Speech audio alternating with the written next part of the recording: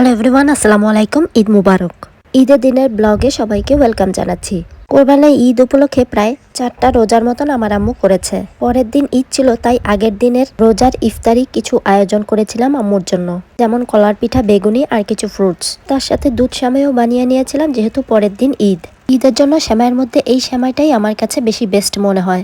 যেহেতু এই বছর আমার জন্য একটু ব্যস্ত সময় কাটছে, তাই যতটুকু সম্ভব, যতটুকু পারি অতটুকুই করি।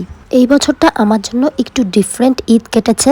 যেহেতু এই বছর আমি একটা হেলথ কেয়ারের কোর্স করছি, তাই একটু ব্যস্ত সময় পার করছি। তাই এই বছরের ঈদটাও আমার জন্য ডিফারেন্ট কেটেছে। কোরবানি ঈদের আগের দিন আম্মুর শেষ রোজা ছিল, তাই এই সামান্য ইফতারির আয়োজন করেছিলাম আম্মুর জন্য। নর্মালি আম্মু ইফতারে ভাতই খেয়ে ফেলে, যেহেতু শেষ রোজা তাই ভাবলাম কিছু একটা করি। ঈদের রাতে এগুলো আমি একটু রেডি করে রেখেছিলাম।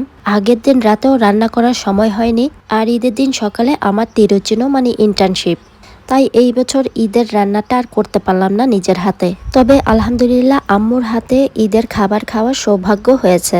ঈদের দিন সকালে বেলা বাজে 8:30। তড়িঘড়ি করে একটু রেডি হয়েই বাস স্টপের জন্য ছুটে চলে যাচ্ছি। নার্সিংহোমে আমার যাওয়ার টাইম সকাল 9টা। এভাবেই প্রায় সময় রেডি হয়ে তৈরি হয়ে বাচ্চাদের স্কুলে পাঠিয়ে দিয়ে তড়িঘড়ি করে নাস্তা করে দৌড়ে বাস স্টপেজের জন্য অপেক্ষা করি বাসের জন্য। বাস এলেই চলে যাই নার্সিংহোমে। খুব চ্যালেঞ্জিং একটা সময় পার করছি, তবে আলহামদুলিল্লাহ মন্দ লাগছে না, ভালোই লাগছে। নতুন নতুন এক্সপেরিয়েন্স, ব্যস্ত সময়, নিজের সংসার, বাচ্চা কাচ্চা, সাথে আম্মু আছে। ব্যস্ত সময়, স্ট্রেস, আনন্দ, নতুন নতুন কিছু শিখতে পারা, সবকিছু মিলিয়ে না বেশ ভালোই যাচ্ছে। যেহেতু ঈদের দিন বলে কথা, তাই একটু মিস করছি। বিগত বছরের তুলনায় এই বছরটা একটু ভিন্ন। যেমন ঈদের নামাজটা না পড়তে পারা, ঈদের রান্নাবান্নার আয়োজন না করতে পারা, সকালের দিকে আম্মুকে সময় না দিতে পারা, এই জিনিসগুলো একটু খারাপ লাগে।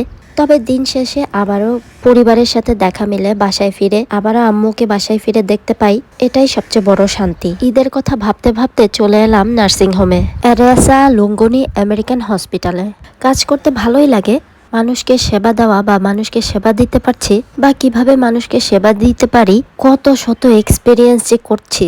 ইনফ্যাক্ট লাস্ট উইকে একটা পেশেন্ট নিজের চোখে মরে যেতে দেখলাম। তার লাশটাও কফিন এসে নিয়ে গেল।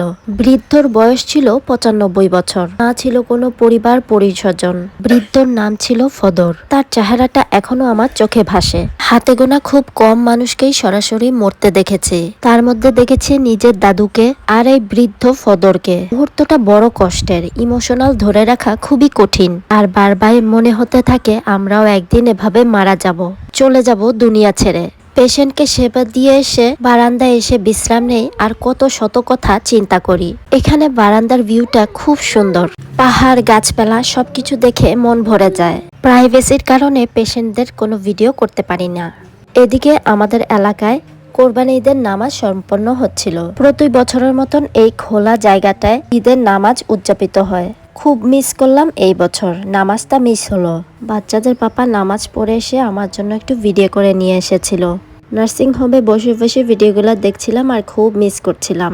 এই বছর আমারও যেহেতু কাজ আর বাচ্চাদের পাপাও যেহেতু কাজ, তাই বাচ্চাদেরও স্কুলে পাঠিয়ে দিয়েছি। পুরুষরা সামনের সারিতে নামাজ পড়ে আর সাইডে মহিলাদের জন্য ব্যবস্থা রয়েছে নামাজের। প্রায় 3 থেকে 4টা জামাতের আয়োজন করে থাকে। নামাজ শেষে আমাদের কল আসে, আমাদের কোরবানির গোশত তৈরি, এসে যেন দোকান থেকে নিয়ে যাই।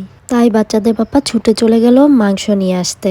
বিদেশের বাড়িতে আমরা যেহেতু আমাদের দেশের মতন কোরবানির পশু চোখে দেখতে পারি না বা কাটাকুটিও দেখতে পারি না, আল্লাহর নামে নাম দিয়ে আসি। কসাইরা ফার্ম থেকে সবকিছু রেডি করে যদি কেটে দিতে বলি, ওরা ছোট করে কেটে দেয়। ম্যাক্সিমাম সময় ভুঁড়িটা দেয় না, আর এই বছর মাথাটাও দেয়নি।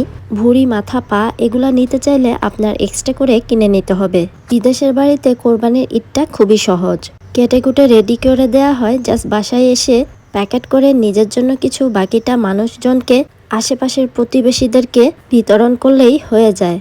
এই বছর আমরা ছাগল কোরবানি দিয়েছি।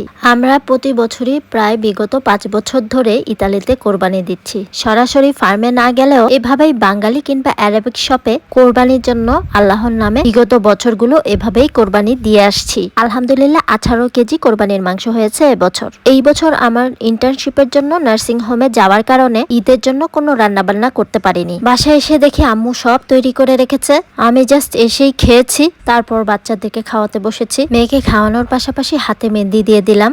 ঈদ বলে কথা, ব্যস্ততার মাঝেও সবকিছু অল্প অল্প করে করা লাগে। নার্সিং হোম থেকে বাসায় চলে এসে আম্মুর হাতের মজার খাবার খেলাম। খাওয়া দাওয়া শেষে এবার সব মাংসগুলো ঘুচানোর পালা। পাশের প্রতিবেশী যারা আছে তাদেরকে কিছুটা দিয়ে নিজেদের জন্য কিছু রাখলাম। এই বছর সকাল 11টায় আমাদের কোরবানির মাংস চলে এসেছিল। নর্মালি মাংস আসতে বেশ দেরি হয়, অনেক সময় বিকালে কিংবা রাতে কিংবা পরের দিন সকালে বা রাতেও চলে আসে। প্রায় অর্ধেক বেলা নার্সিং হোমে থাকা সত্ত্বেও বিকালে বাসায় এসে পরিবারের সাথে সময় কাটানো, এত বছর পরে আম্মুর হাতের মজার ঈদের সব খাবার খেতে পাওয়া আসলেই অনেক ভাগ্যের ব্যাপার। রাতেও আমরা বাচ্চাদের পাপা একসাথে সবাই কোরবানির মাংস এনজয় করলাম। আলহামদুলিল্লাহ ভালো ভালো এই বছরের কোরবানির ঈদটা সম্পন্ন করতে পারলাম। আমাদের প্রবাসীদের ঈদ তো এভাবেই কেটে যায়। সবার ঈদ কেমন কাটালেন অবশ্যই কমেন্টস করে জানাবেন। আবারও সবাইকে ঈদের শুভেচ্ছা জানিয়ে আজকের ব্লগটা এখানেই শেষ করছি। ভালো থাকবেন। আল্লাহ হাফেজ। আসসালামু আলাইকুম। Thanks for watching.